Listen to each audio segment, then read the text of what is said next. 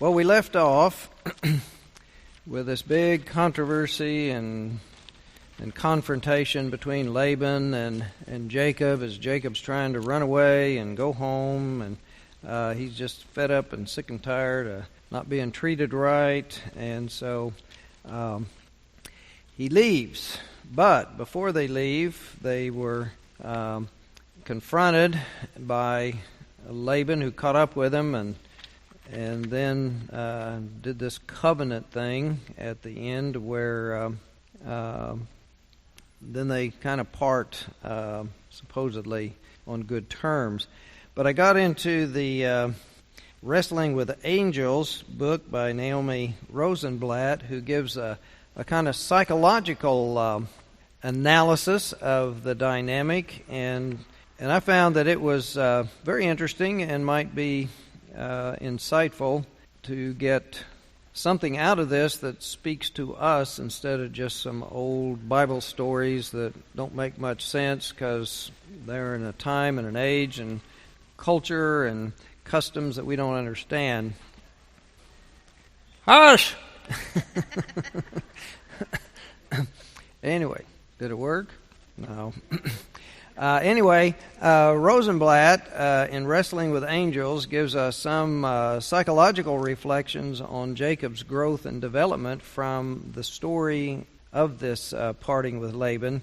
And she gives a general proverbial wisdom statement as a reminder to us, a kind of general truth, and it is, running away from our past is a short-term solution at best, but eventually it circles around to our present and confronts us head-on.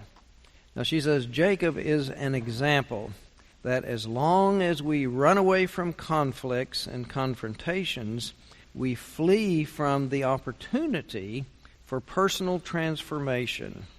We flee from the opportunity for personal growth. She quotes M. Scott Peck. He's the one who does the 7 Habits of Successful Life kind of stuff. And Peck had stated, problems call forth our courage and our wisdom. Indeed, he says, they create our courage and our wisdom. So if we're never challenged, I mean, it's kind of like exercise. If you stress the muscles with exercise, then they get stronger. If you just lay around and do nothing, they get weak. And that's like challenges that stress us and push us. That's what gives us courage and wisdom, is the point Peck and Rosenblatt are making. So, to run away and avoid conflict usually does even more to us. It diminishes our self-esteem and our self-confidence. You know, you've heard of folks who, you know, if you're learning to ride a bike and you fall off the bike and you crash, if you are afraid to get back on, then you will never learn to ride the bike. You have to face the fear and then get back and try again. And that's what musters up the courage and gives you the self-confidence to try and try again. But if we don't, then we start a pattern, or we embed patterns even deeper of avoidance, running away from, not facing those challenges.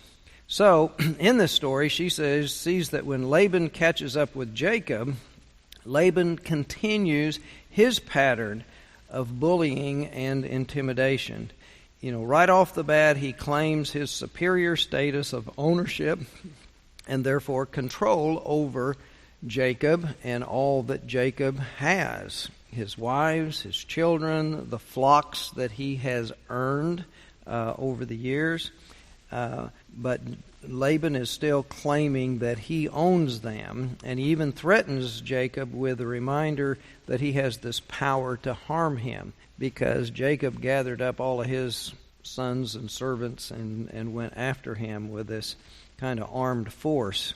But then God spoke to him on the way and says, don't harm Jacob.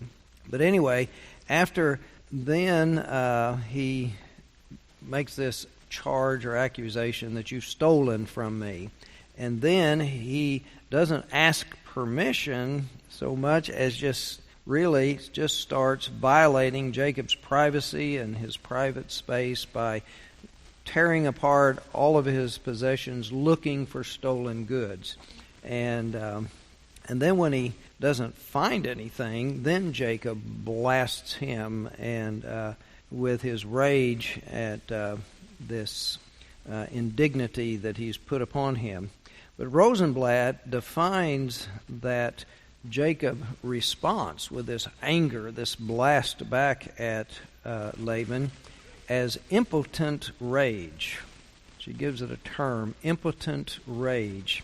And she explains that people under oppression or persecution who feel powerless to fight back, people whose emotional and financial freedom is controlled and manipulated by someone else, will build up a storehouse of suppressed anger and frustration. The unhealed injuries and wounds to their self-esteem and dignity just build and build and build. So,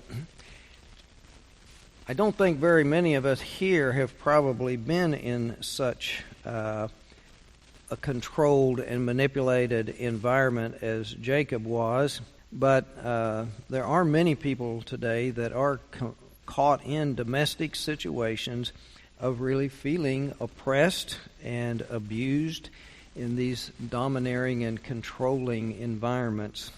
We could think of the verbal and sexual and physical abused persons that become so beat down over the years that they don't have the power to fight back or get out. But we hear stories occasionally of this impotent rage that then has them kill the abuser.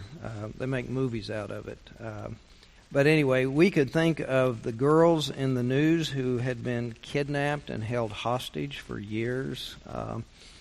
We could think of the human trafficking, not just the sexual trafficking, but actual slavery. There are persons that are provided jobs and opportunities in this country, and they're brought over here from third world countries and virtually sold into slavery.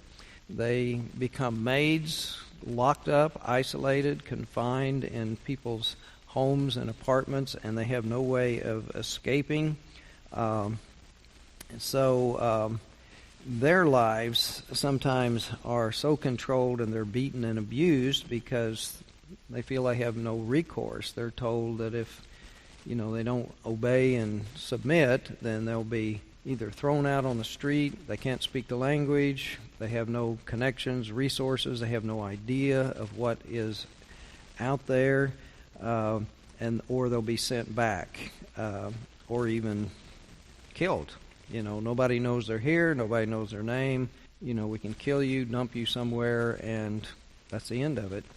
So it's a very terrible situation in which one could build this impotent rage and sometime kill those folks. Anyway, less dramatic, folks trapped in dead-end jobs often feel manipulated and treated unfairly. They feel like they can't quit because they need the job so badly to support their family. Often single parents are in that situation. And so the employer knows that and sometimes engages in sexual harassment or abuse or just unfair treatment, longer and longer hours, less and less pay. So this impotent rage can build and fester until it explodes. But before it explodes, Rosenblatt suggests that often it turns inward and it magnifies or increases the pressure, lowering one's self-esteem into self-contempt. And then if it does become violent, it can be also suicidal, have a suicidal element, not caring if one lives or dies. They're going to get even. There's no way out.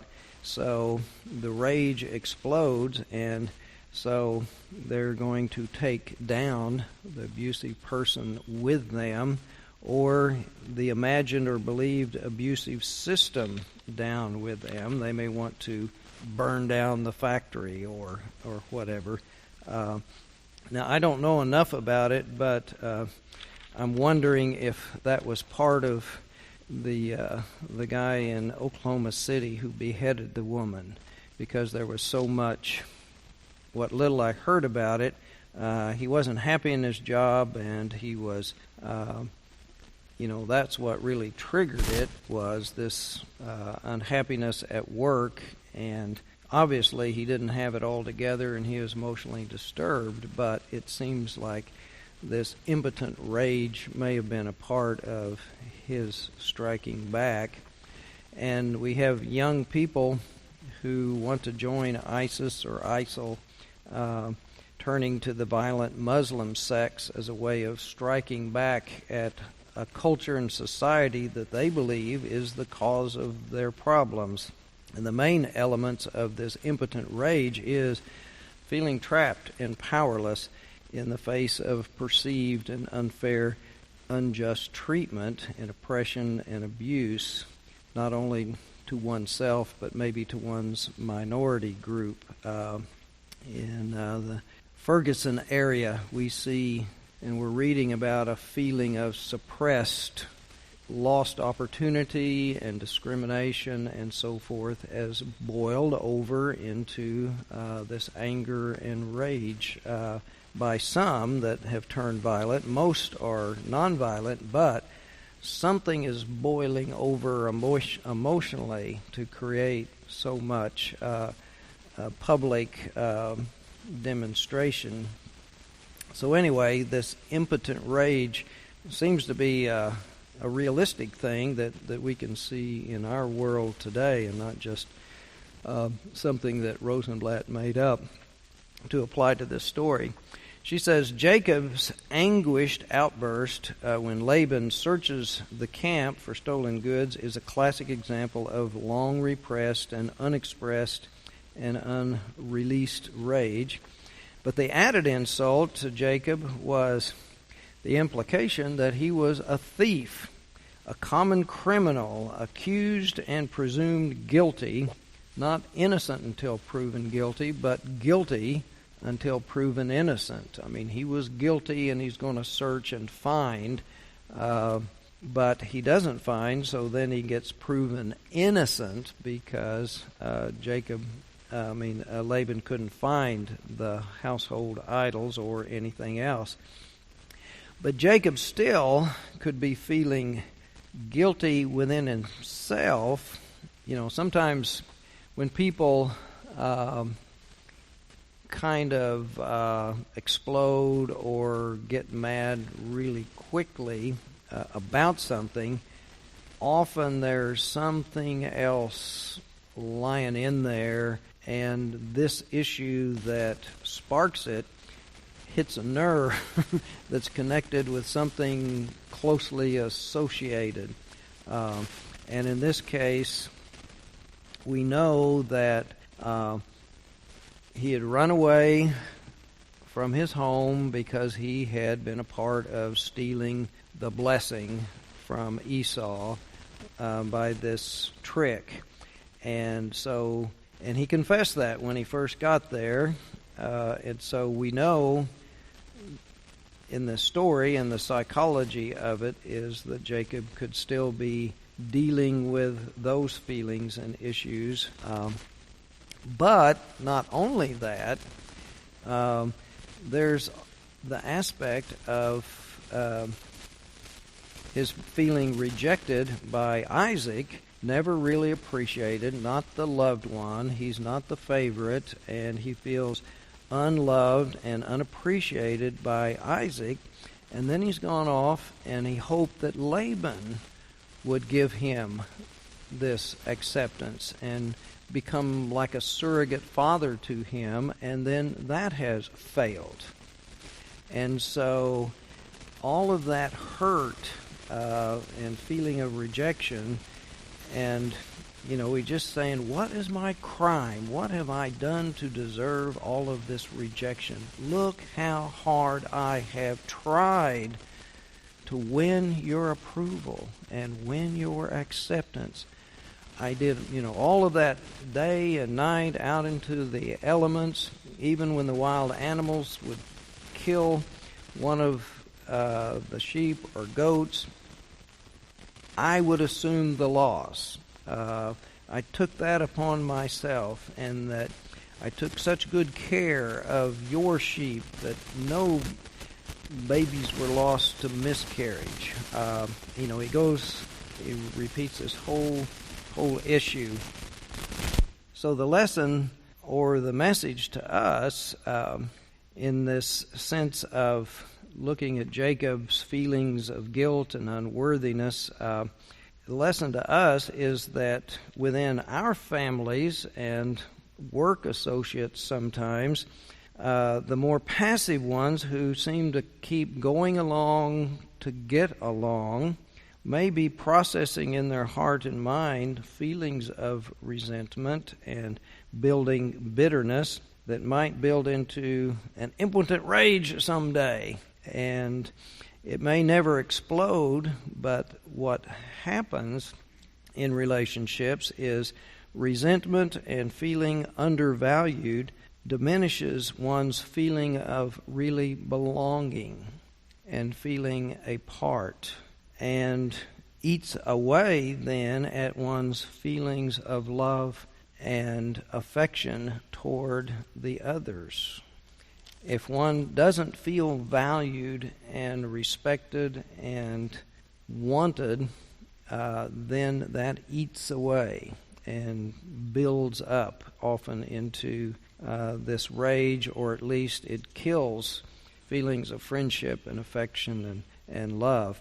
So anyway, if we see a lot of times what happens in such situations, the one who does just keep getting along to go along gets taken for granted, because that person never stands up for oneself, and so then we don't have to worry about or think about that. The opposite is squeaky wheel gets the grease.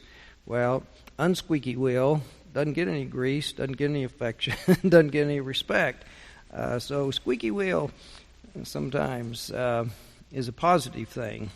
Anyway, if we flip the coin and look on Laban's side, he may have really wanted a happy, loving, harmonious family and clan, but his domineering and controlling and dishonest ways, in the end, drives his daughters and his son-in-law and all the grandchildren away, and possibly to never be seen again.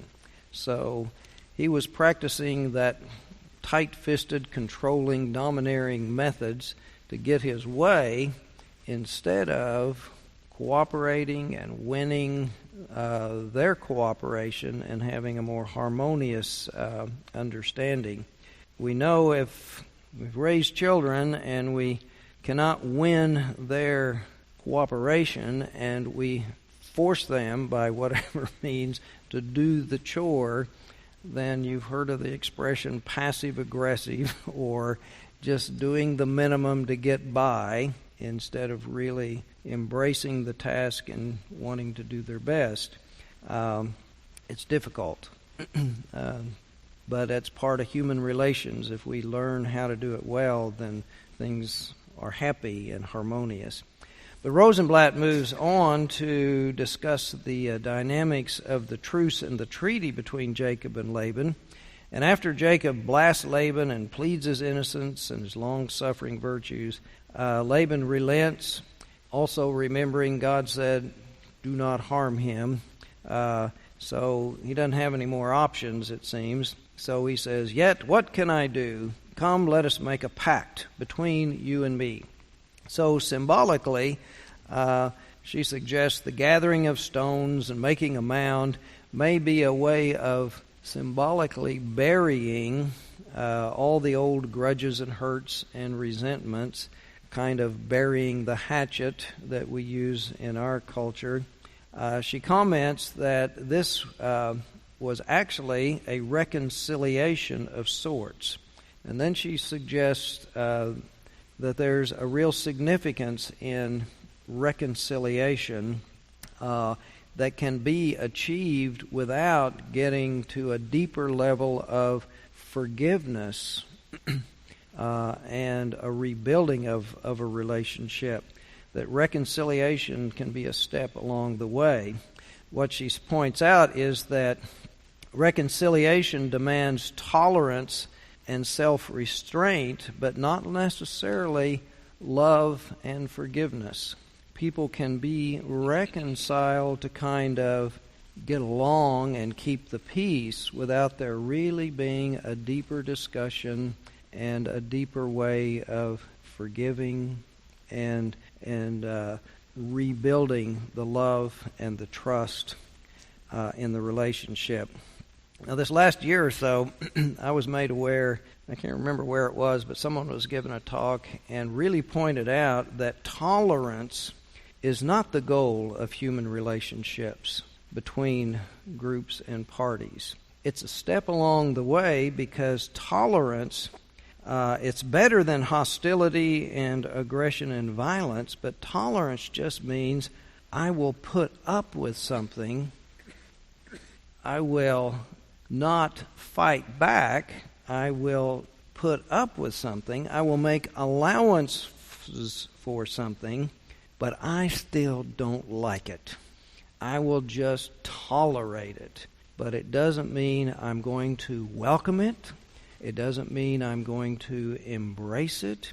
It doesn't mean I'm going to build a loving and deep relationship. It just means I'm just going to put up with whatever. So, she says, but it's important to recognize this difference between reconciliation and forgiveness because sometimes if we hold out for forgiveness before we will become involved in reconciliation, then that can be a deal breaker. It'll be a stalemate.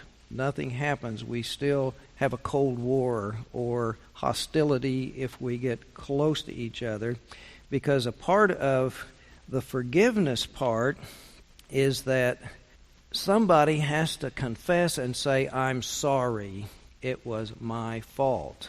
Then, okay, I'll forgive you. But if you got folks who have been fighting with each other a long time, each has done things that haven't been so honorable and positive, and each is kind of a part of this ongoing thing. But if each is holding out for the other one to say, it was all my fault, and the other one say, yes, it was, and I was completely innocent, then you're never going to get together. So often there needs to be mutual confession and mutual forgiveness in order to really come together and heal the breach. But folks can have an agreement to, okay, let's just put all of the hostility to rest and quit trying to decide who's the really guilty one. Let's just kind of move forward, get along, be civil, and as one does that, then relationship can be built again. There can be interactions that help people talk with one another and learn to understand one another and regain appreciation for one another. Maybe learn to trust one another as you move forward. People make promises and commitments to the future, and then if they honor those, then you're rebuilding some trust. And after rebuilding some of that, instead of making myself the archangel and the other the archdemon, then we sometimes can grow into a place where we can have a discussion and there can be forgiveness. But that kind of reconciling of the relationship at a superficial level can be a beginning of the process, is what Rosenblatt is saying. And in her counseling practice or clinical practice, she says that has been very liberating to some of the the people she counsels, some of the couples, to begin a process where they can rebuild. And that's something that I've dealt with in my counseling situations when couple may come in and there's so much hurt and all, and they want to keep looking at the hurts. And I say, let's just put that aside a while and let's go the other side and try to rebuild what has been broken and destroyed. Try to get some time together where all of those old things are off limits. And if it starts to come up, somebody, pull out the red flag or the yellow card and it stop. We're not going there. We're just going to have a date where we can enjoy doing something together and appreciate the good things. We'll put all the bad stuff away. And so a beginning of building the good things and remembering the good things instead of all this focus on the negative. So that's partly what she's getting at in saying reconciliation is something that can be had without the total forgiveness part. So, anyway, she says reconciliation has two components, and one is making a peace by ending the acrimony with the long-term adversary, and two, releasing the corrosive anger and resentment. Those two things are just kind of put aside. Now, regarding the forgiveness, there's another important dynamic about forgiveness that sometimes makes it hard to get to forgiveness, and sometimes some folks don't feel like they ever can, and that is the woundedness of one or both parties. It is very difficult, if not impossible, to truly forgive before the wound has healed. If the wound is still raw and very painful, it's very hard to get to that place of forgiveness unless one is a very emotionally mature and spiritually mature person like Jesus, who's on the cross experiencing the extreme pain of the crucifixion to forgive them, Father, for they know not what they do. Not very many of us are that mature. But anyway, this woundedness within ourselves, if it's still fresh or too raw, or if it's still festering, what it's often doing is oozing the poisons of bitterness and anger. And until we can stop that oozing of the poison of bitterness and anger, then it's really hard to get to the forgiveness. But a lot of times people say time heals, but time doesn't heal. Time doesn't do anything. It just is time. But it takes time for healing to happen. Healing takes time. So the healing often comes when one can recognize and face the reality of one's woundedness first. And a lot of times that is hard because if we are feeling victimized, sometimes because that may require confessing or owning up to our weakness to have let it happen in the first place. There are some folks who, if they've got a toxic relationship that, sort of like Jacob and Laban, he wants that affection, he wants that approval, so he keeps going back, wanting that approval, and then keeps getting zinged again. Changed the rules, cheated him again, and so that it's like picking at a wound. It's just aggravating the wound. And so that is hard to really forgive when you keep being re-wounded. And it is humiliating to keep going through that. But there's also that element of our own guilt in letting it happen. Too weak to resist, or too naive or stupid to keep letting it happen. Not being bright enough to see it coming, or to let them do that to us again and again and again. So the healing of our woundedness may take some counseling to understand, why are we doing that to ourselves? And if we don't know why, then we can't make an adjustment and correct that aspect. And sometimes that's, some psychological unpacking to realize what is making us do that. Sometimes we need the extra help of our spirituality to turn to God and to be deep into our prayer life to help us find that healing. Now, one of the things that often happens that a lot of times we've learned that if we're ruminating over and over and over about this injustice, in one sense, again, we are re-wounding ourselves. Every time we go back and relive that in our mind, we are reliving the woundedness. And so we've got to get past all that ruminating about it. However, sometimes that's a part of it, is revisiting it and figuring out what happened, and look at the dynamic and understand, why did it happen? How did I let it happen? Why did I keep, putting myself in that position? And so the ruminating can help us understand those things. But we have to be careful that we're not just re-wounding ourselves over and over again and spiraling down into depression. But for reconciling completely and remaking the relationship, healing the broken relationship really means both parties need to do something to try to make it right.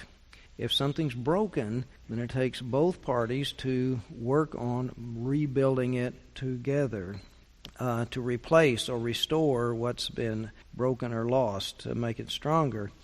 Now, in some situations, there's not an existing relationship that needs to be restored, or it's an institution or a stranger or someone you will not be having any future relationship with, so there's really not much need to try to go get reconciled. If you accidentally made the mistake of answering the phone and got hooked by one of these people trying to steal things from your bank account or your credit card, you're not going to have a relationship with that person in the future. You're going to avoid that person and avoid those situations, and you're not going to do that again. So the aspect of reconciliation or forgiveness are, in a lot of ways, are irrelevant in terms of the relationship. No need to restore it. And in one sense, that's partly what's happening with Jacob and Laban. They're parting ways. In a sense, sometimes people need to do that. The other party will not change. And for one's own health and relationship, sometimes you have to leave that relationship for your own healing and health.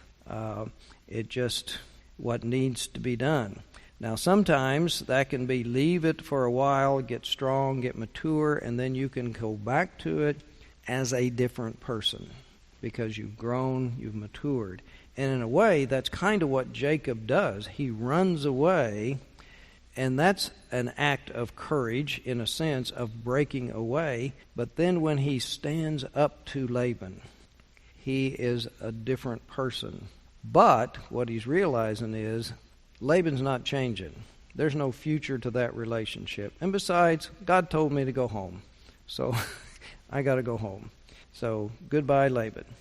But that forgiveness, that two-sidedness, involves the rebuilding a relationship with confession and healing, making things right and recognizing the communication problems and the emotional issues between you and the other, and a deep self-examination on both sides.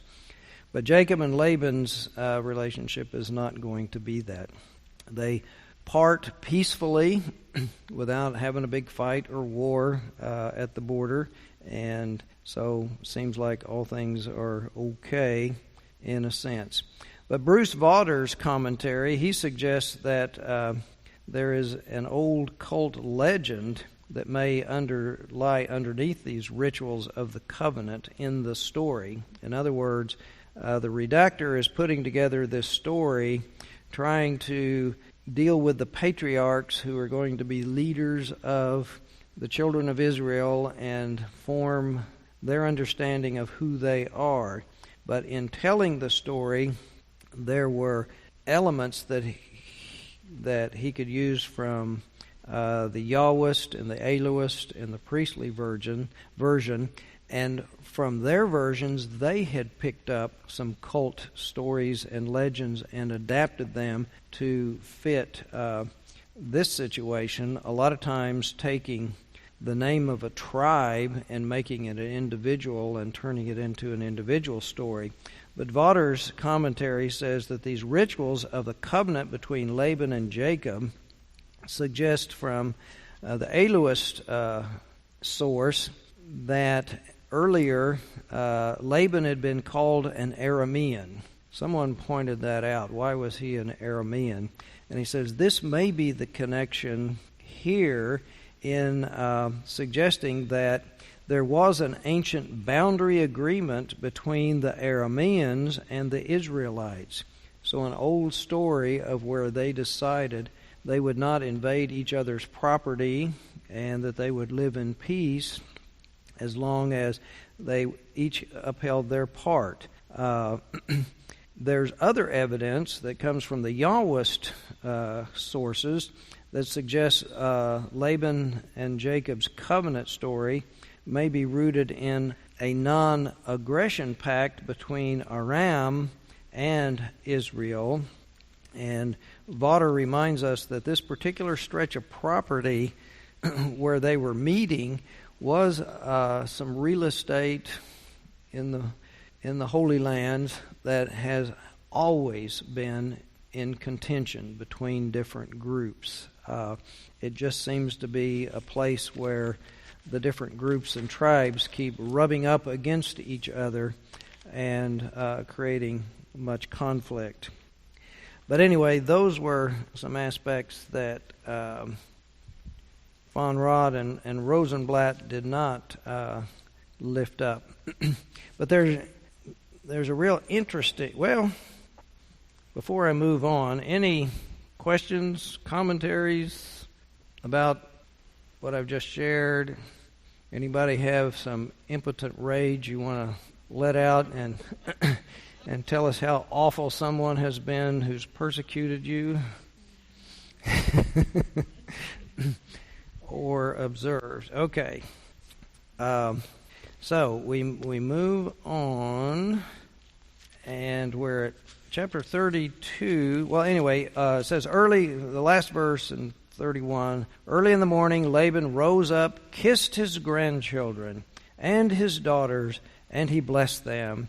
Then he departed and returned home. So we're done with Laban. He went home. Now Jacob wants to go home, but Jacob, verses 1 and 2, this is really weird if you read slowly and stop and think about it. So we've had this big conflict. They've had the covenant.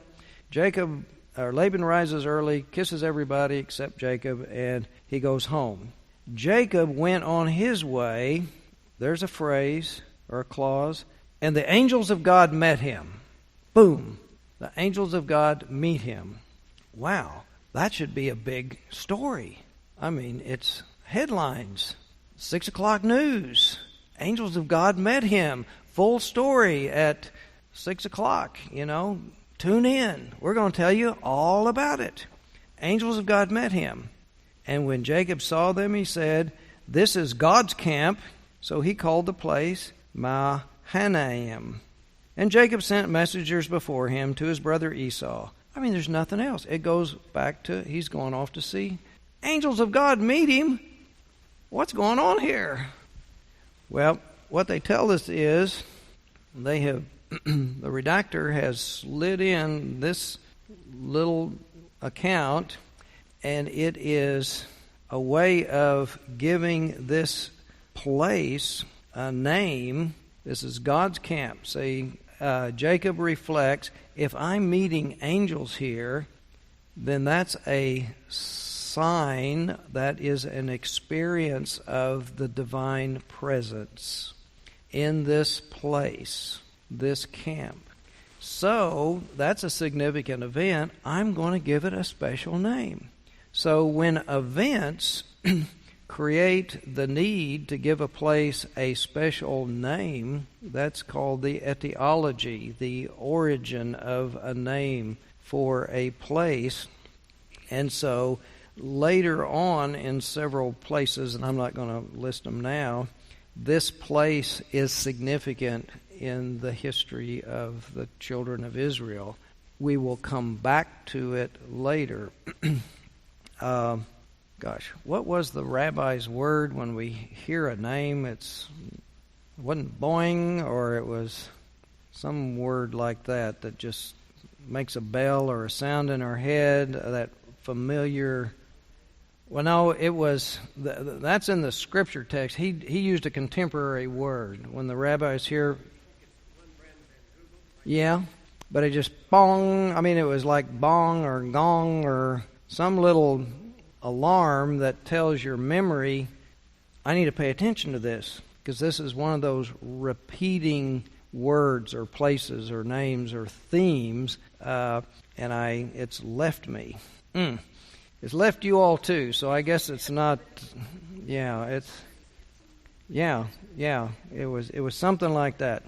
So, anyway, so then we get past that, and then Jacob then sends messengers before him to his brother Esau in the land of Seir and the country of Edom, instructing them, "Thus you shall say to my lord Esau, Thus says your servant Jacob, I have lived with Laban as an alien and stayed until now, and I have oxen, donkeys, flocks, male and female slaves, and I have sent to tell my Lord in order that I may find favor in your sight."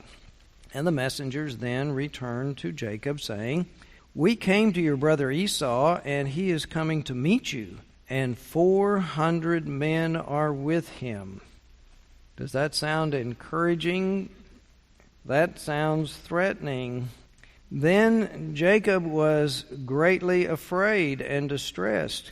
And then he divided the people that were with him and the flocks and the herds and camels into two companies, thinking, if Esau comes to the one company and destroys it, then the company that is left will escape. Can I have volunteers to be in the first company? How can you do that? Well, anyway,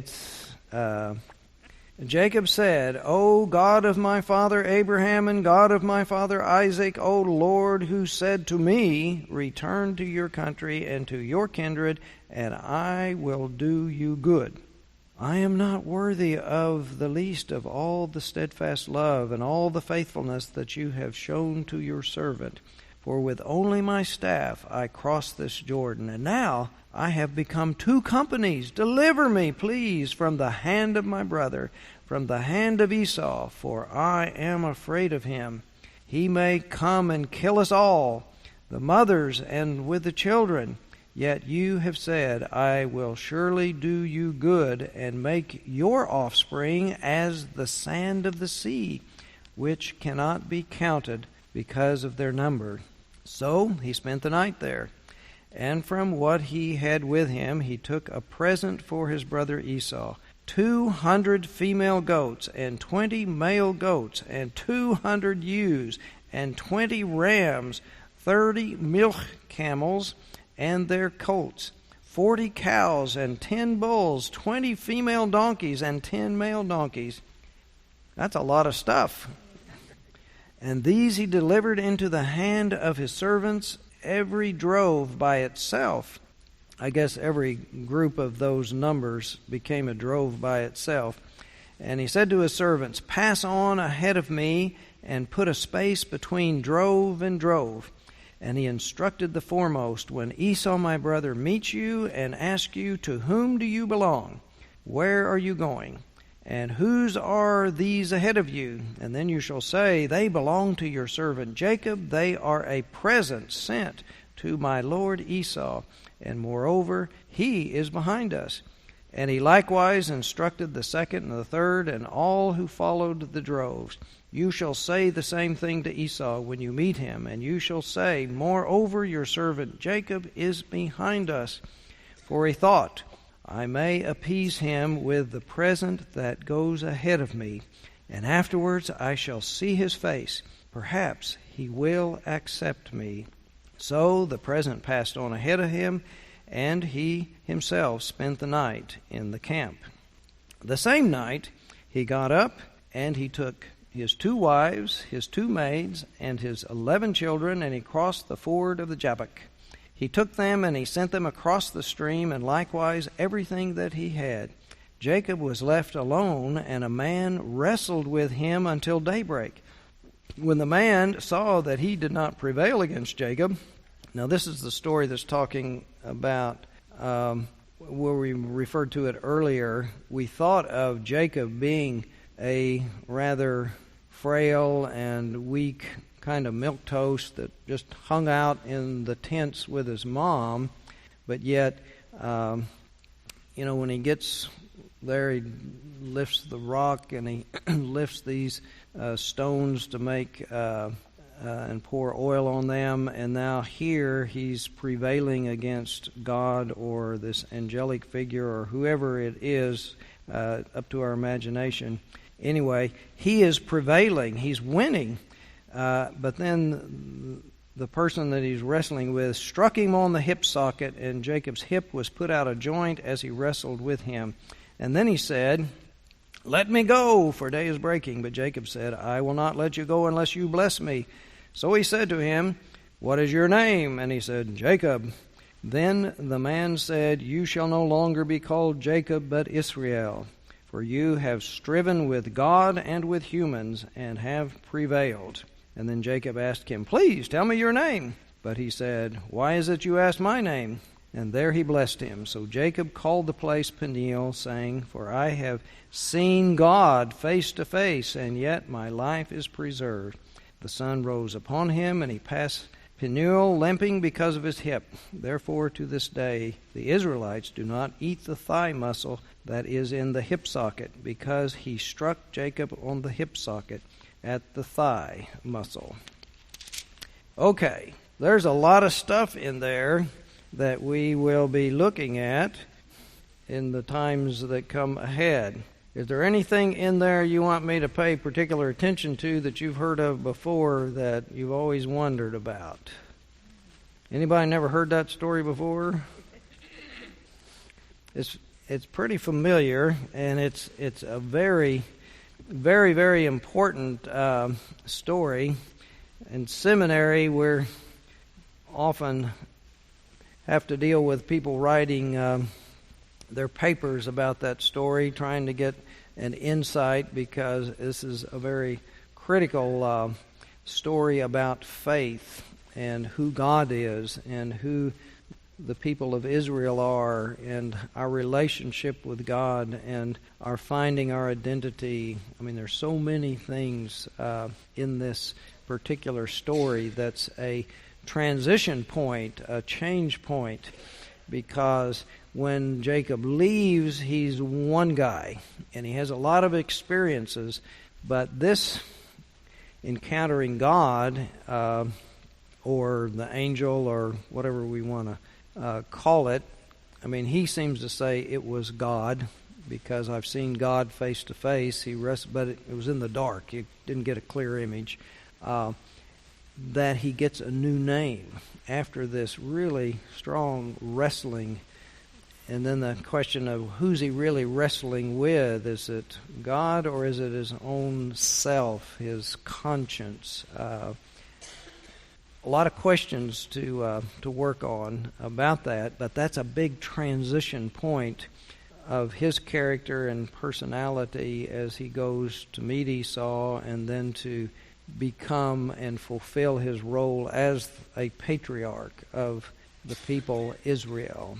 And in fact, he gets the name that's going to be the people's name, Israel, at that point. Yes. 2 minutes. Okay. I always thought that here there are two stories, when the ladder comes down and then the rest of God. Yes. I thought it was the same story. No. Yeah, the ladder on the way there, when he gets a rock and he sleeps on it, and then he picks up this great massive stone to mark the place. These are great transition, and it's on the border between going from one place to another place. From one identity, he's the brother and youngest son here, and then he's a stranger, and then he becomes son-in-law over there. And then when he's coming back, then this wrestling with the angel. In one sense, it is one story. It's Jacob's journey to find himself and his calling and his purpose. But there's a lot of stuff in between. So, it's